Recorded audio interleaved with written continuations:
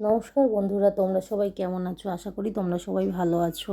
তোমাদের আশীর্বাদ ভালোবাসা আমিও ভালো আছি। তো আজকে একটা নতুন রেসিপি নিয়ে চলে আসলাম, দই কাজু কাতলা। দই কাজু কাতলা করার কী কী উপকরণ তোমাদেরকে তো দেখিয়েই দিলাম।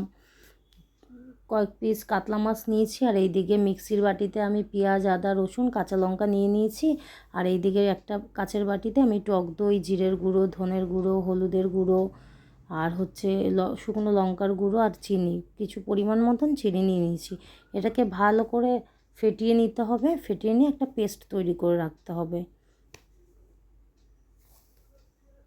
দেখো, পেস্টটা আমি ভালো করে তৈরি করে নিচ্ছি। তোমরাও ঠিক আমার মতনই অনেকক্ষণ ধরে একটু পেস্টটা করবে। আর এইদিকে কড়াইতে সর্ষের তেল দিয়ে মাছগুলো একে একে ছেড়ে দিয়েছি ভাজার জন্য। আমার মাছ ভাজা মোটামুটি কমপ্লিট হয়ে গেছে। এবার ফোড়নও দেওয়ার জন্য গোটা গরম মশলা, শুকনো লঙ্কা আর তেজপাতা নিয়েছি, সেটা ফোড়নে দিয়ে দিলাম।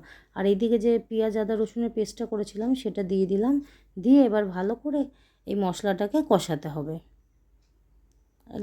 একদম ভালো করে গ্যাস মিডিয়ামে রেখে ভালো করে কষিয়ে নেবে। আমি যেইভাবে কষাচ্ছি ঠিক সেইভাবেই কষিয়ে নেবে।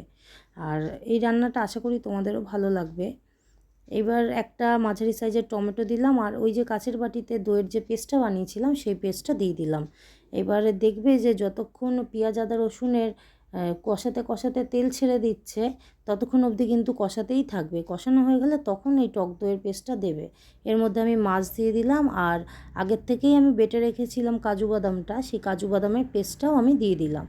দিয়ে এবার এটাকে ভালো করে নাড়াচাড়া দিয়ে এবার 5 মিনিটের মতন ঢাকনা চাপা দিতে হবে। আর কাজু বাদাম বাটার যে মিক্সির বাটিতে যে বেটেছিলাম, ওই মিক্সির বাটিতে অল্প জল দিয়ে ওই কাজু বাদামের ওই মাছের গ্রেভিটার মধ্যে দিয়ে দেবে, তাহলে আর বেশি পরিমাণে জল লাগবে না। এবার দেখো, ধনেপাতা, গরম মশলা, কাঁচা লঙ্কা দিয়ে দই কাজু কাতলা নেড়ে ছেড়ে এবার নামিয়ে নেবো। তো আমার রান্নাটা কার কার ভালো লাগলো অবশ্যই তোমরা কমেন্ট করে জানাবে।